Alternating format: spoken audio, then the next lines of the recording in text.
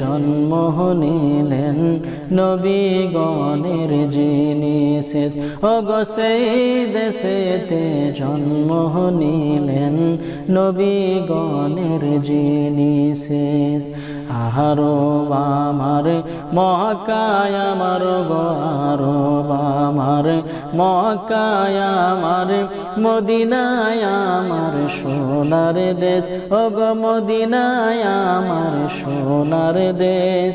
সেই দেশেতে জন্ম নিলেন নবীগণের যিনি শেষ। ওগো সেই দেশেতে জন্ম নিলেন নবীগণের যিনি শেষ।